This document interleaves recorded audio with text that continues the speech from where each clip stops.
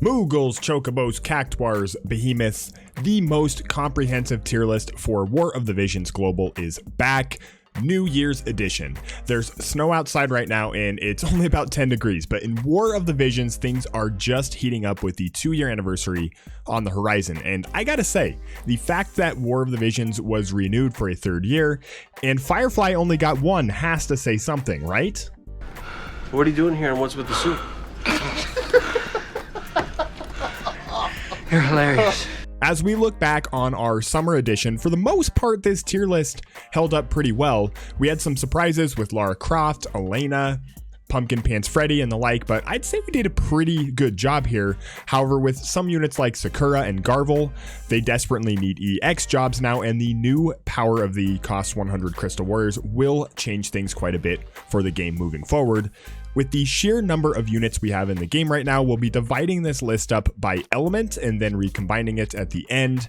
And I mean, honestly, Goomy, there's so many units in the game right now, it's starting to look like the IMDb cast list for Glee. Units are still divided out by roles. This means tanks and bruisers, physical attackers, magic attackers, and support. Some units can flex between the roles pretty well, but we slot them into their most commonly used roles. One last thing I want to mention before we dive right in is that all things considered, War of the Visions is actually balanced pretty well as more and more vision cards come out for each element and dual vision cards become a new reality. Most units can get some run with the right cards, espers, and gear. Just because a unit is lower on the tier list does not mean that you can't use it. I mean, the Browns still use Baker Mayfield, right? Baker, reaching for that first cup of coffee. Let's see if this can get his feet moving. If you guys like the video, make YouTube happy with a couple of clicks, put on the cocoa and stoke a fire because it's time to talk UR units in War of the Visions. All right, let's talk about the fire element first, and let's just get this out of the way right off the bat. Elda, he gets a sweet rap, but not even a master ability 2 can save him. Raldor, he's missing his EX, but even with it, there's just not a whole lot of use for him. Luartha's EX makes her viable, especially when paired with Satya in the Brachiosaur Vision card, but she does still have somewhat a limited kit. Swimsuit Kitone, she's fine, but she's been completely overshadowed by both Fancy Glaciella and Terra when it comes to magic damage. Bump up Delita a bit when he does get his EX, which will likely add newer mechanics for things like defense penetration and better AP economy. Because the Flame Tongue exists, he can still be used for PvE teams for now, but you won't see him in PvP. At this point, the Tactics rerun though is like the Chupacabra or the McRib, you just have no idea when it's coming back. On to Chocobo, and Rain is simply one of the most solid magic tanks in the game. The AI for his kit is great as well, and he can make a lot of magic-based PvE content a breeze. Winter Masherie's kit still kind of sucks, but she does have a place using her Ranger sub when paired with units like Satya. Minwoo, she's fine as a support and magic unit, is probably slept on a little bit for mono fire comps. However, there are plenty of better rainbow supports with units like Yuna, Ayaka, or Halloween Leela. In Tonberry, it's pretty evident that Fancy Glaciella and Terra can both have a significant impact for fire teams in both PvE and PvP. In fact, Glaciella would get my vote for the most underrated unit in War of the Visions, and once Terra's VC comes out, she's every bit as good or better than Black Witch Helena.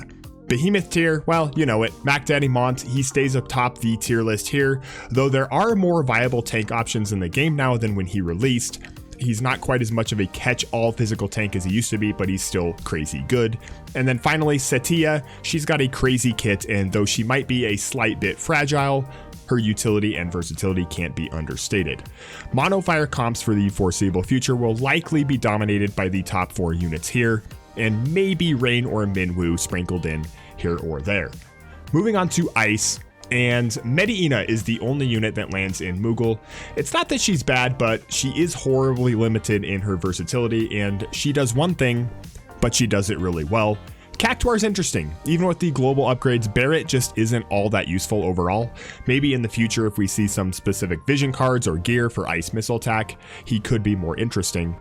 Victora is good in a specific comp with Aranea and Ice Lances, but now that Steel Time isn't really a thing anymore, her versatility is a little bit limited. Rafale, yeah, she just doesn't do enough right now when compared to a lot of the other ice units. And then Rosa, I'd really like to see her be more useful, but the same problem here is with ice missile attacks. She's a great support, but you'll end up getting a lot more out of Freyevia or some other rainbow support units.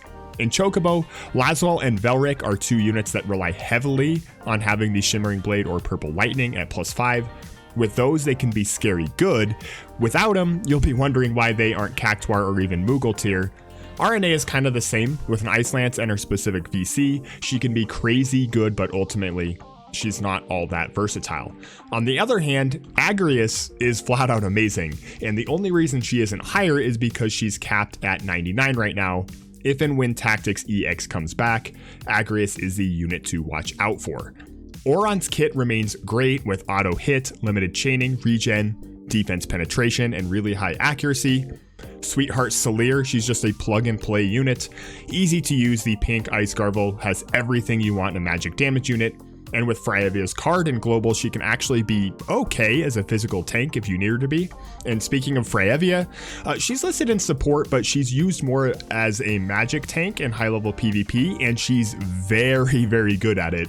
She's invaluable for guild defense teams and anti-magic.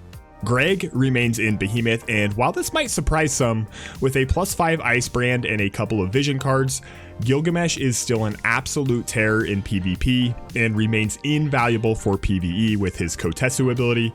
And, why not? Bellis is in Behemoth. And listen, at this point, just consider all of the Crystal Warriors impactful, strong units.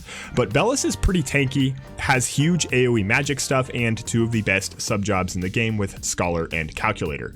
The last note I will make on Ice units is that many of them can be so strong because of the weapons Ice has. The Ice Brand, Shimmering Blade, Purple Lightning, and the Ice Lance. As we get more elemental weapons for the other elements, expect this to level the playing field a little bit. Time for Wind, which nobody has said ever in the history of mankind because Wind is just the worst. Trust me, when you live next to Wyoming, you get it. Yerma. Poor Yerma. Soaring Axe Slash is great for raids, but even her Master Ability 2 isn't going to be enough to save her. Oldoa does get a bump to the Cactuar tier, but only because of her Master Ability 2 and the Wind-specific Greatsword. Lucia, even with her EX, still doesn't have enough to warrant a higher ranking. Howlet, yeah, are we really going to put him up against units like Varouche, Gargus, or Halloween Leela?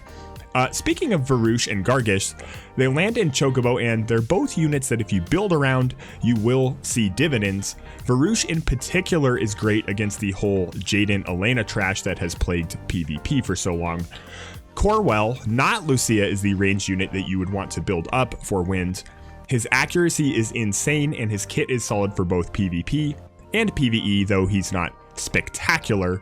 Ayaka rounds out Chocobo as one of the best plug-and-play rainbow support units in the game.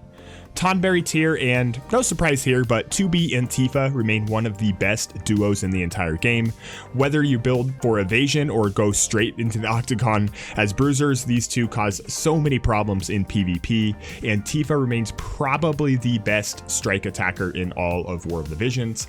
Winter Luartha lands in Tonberry, and while I was skeptical at first, the range on her Binding Lance is absolutely absurd, and her attack values can get out of control quickly. That said, she does have some AP and mobility problems. You had to know that Joom was going to be in Behemoth. Not only is she great for Wind, she might be the best tank in the game for any element.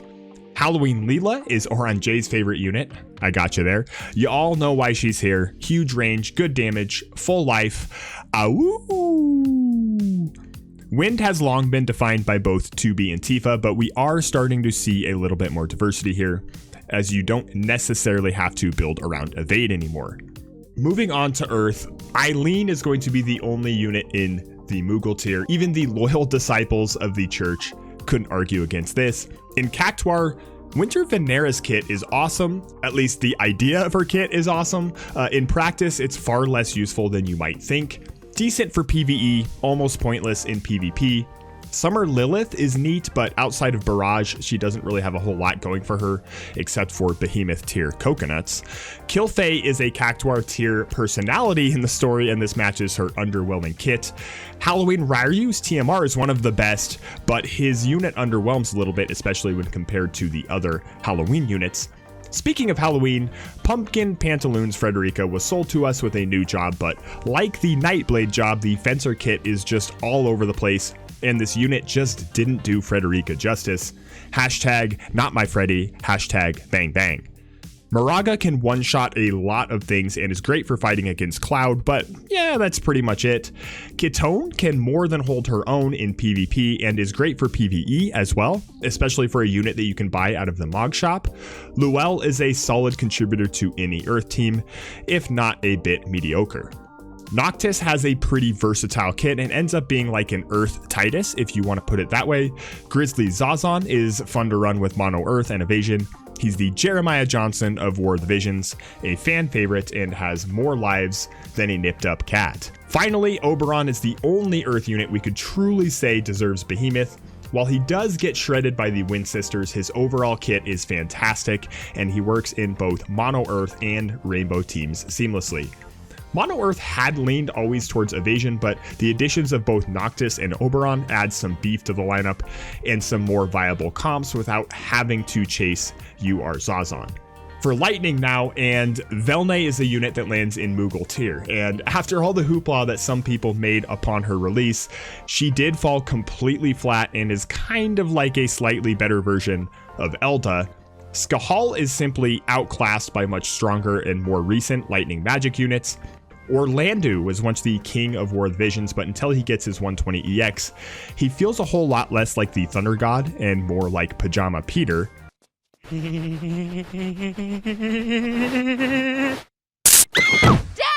I am not your dad. I am Electric Man. Nivlu's EX was shockingly underwhelming, but at least lightning ranged units still have some pizzazz. Speaking of which, Frederica.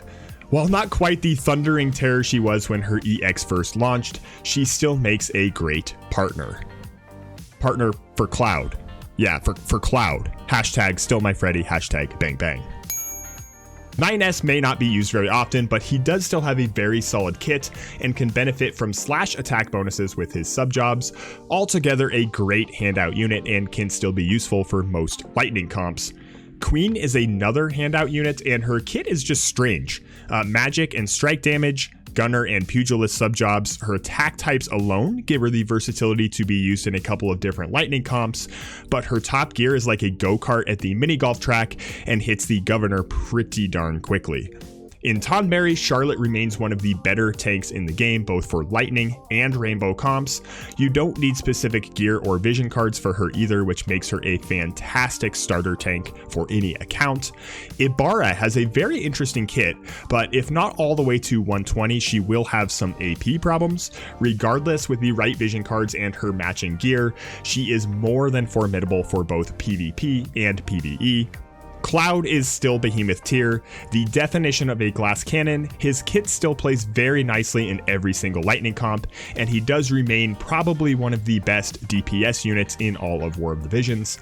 Finally, Lanon is a strong lightning mage, crystal warrior and all. What's surprising is how tanky he can be in addition to his huge AoE attacks and some status effects. He won't be required for lightning teams in PvP, but he sure will be nice.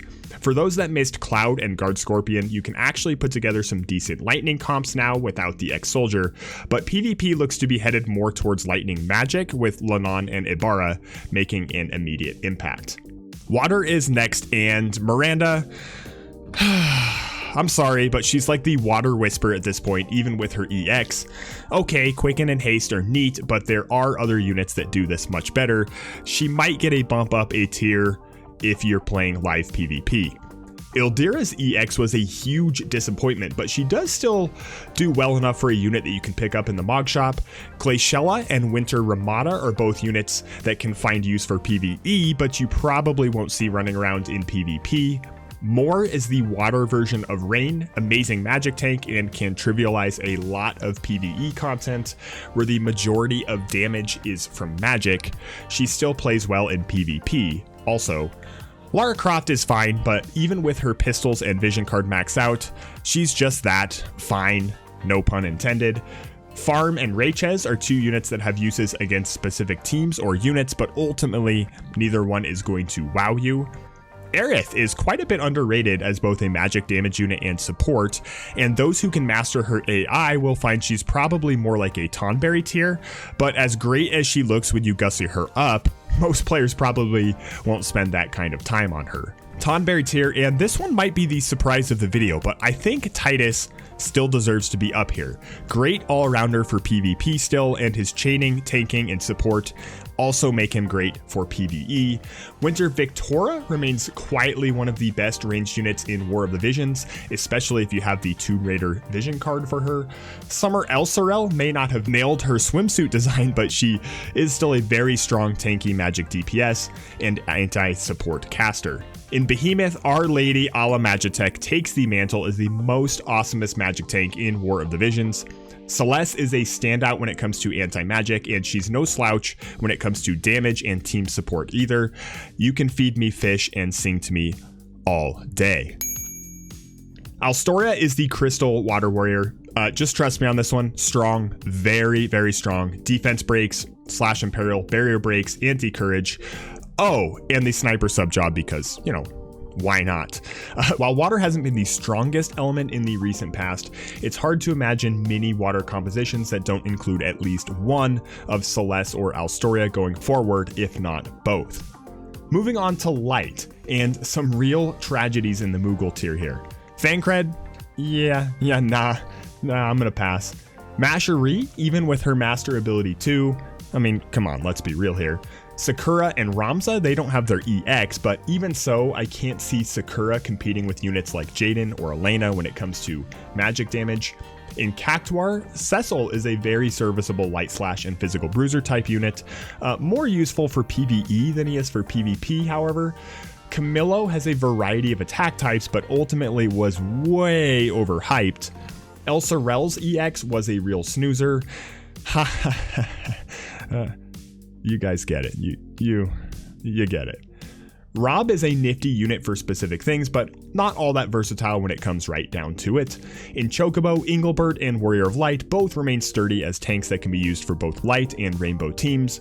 Both are nice for PvP and PvE alike. Summer Kilfay is a nice rawr, here's my damage unit, but that's pretty much it. Lucio is great in that he's given to everyone for free and can flex between tank and damage fairly well. He also works great in rainbow comps as his master abilities affect all units. Into Tonberry, and I love Locke's kit. I'm sold here, and while he may not wow you with tons of damage or tankiness, he does belong here on versatility alone, much like Noctis and Titus. Violet from Persona 5 is hyper evasive and plays a similar role as 2B. A reflex ability is really all her kit is missing, but regardless, she's a pest to deal with in PvP without adequate auto hit or counter courage. Yuna remains one of the best, if not the best, support units in the game. Her re-raise ability combined with auto hit and Aeon Bond keep her valuable for mono light and rainbow teams alike. In the Behemoth tier, y'all know who's up here. The top levels of PvP are dominated by Jaden and Elena for good reason. While running both pigeonholes your team towards magic damage, this is hardly a reason to bump either one out of the Behemoth tier. While the top teams will still be running the top two with any of Violet, Engelbert, or Yuna as the third, free-to-play actually has some really good options here with Locke, Cecil, Camillo, Thancred, and Lucio. And finally, Dark. Not much to say here about the Moogle units. Whisper and Stern are meh, they won't give you very much. Do yourself a favor and put Giza on the block list like I did. You will be glad you did. Trust me, her Steel Heart doesn't work on me anymore, just like it doesn't seem to work in PvP. Lamaiga and Venera are both units that have great combinations of jobs that can help in PvE, but probably won't do too much for you in PvP anymore. On the other hand, Prompto and Golbez can give you some run in PvP with horrific status effects and shutdown abilities, but are quite a bit less effective for PvE. They have really fun kits, but ultimately are not very versatile or reliable enough to move up. In Chocobo, Joker has a strange kit but can work in a couple of different dark comps. Daddy Issues Stern can dish out tons of damage, but his lack of an auto hit presents a huge weakness in today's meta. You can mitigate this some with some accuracy gear if you have it. Kane also doesn't have an auto hit, but he's a fantastic DPS unit against the meat walls like Engelbert or Yuna. Ultimately, he does fall a little bit flat like Aranea. Lemire is a unit that is actually underrated a little bit as a support. While she doesn't get a ton of PvP usage, her Time Mage and White Mage abilities are invaluable for PvE content like Brutal and Nightmare difficulty quests. Dwayne can be frustrating at times, but his combination of tankiness and debuffs makes him a no-brainer in dark comps. Garvel, even at just 99, is still a solid dark magic unit. With his EX, he doesn't see major improvements, but the Energist job is still plenty good, and Dark has some bonkers vision cards that keep him extremely dangerous. Similarly, the Queen of Dark, MILF Helena, remains in Behemoth tier, and like King Mont, she's not quite as strong as she was upon her release, but she still is one of the best and most versatile magic units in the game for all game modes. So that's it, the complete tier list for War of the Visions as we head into 2022. Some takeaways as we go through year 3. The first would be that it's safe to say that the cost 100 units will all be a very strong investment for any account. All of the Crystal Warriors are very strong units, and others like King Mont, Spank Me Helena, Jaden, Oberon, and even Gilgamesh have definitely stood the test of time.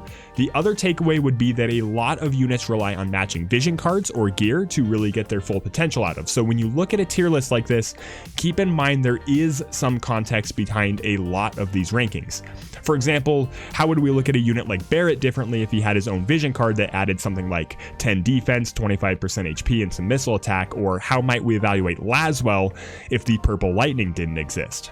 This is just a friendly reminder that not every single unit in the game is plug and play, though the units in the Behemoth and Tonberry tiers typically don't require specific setups to be valuable. Let me know your thoughts on any units that we talked about here. What do you guys agree with or disagree with? Let me know in the comments section below. As always, guys, appreciate you watching. We will catch you next time.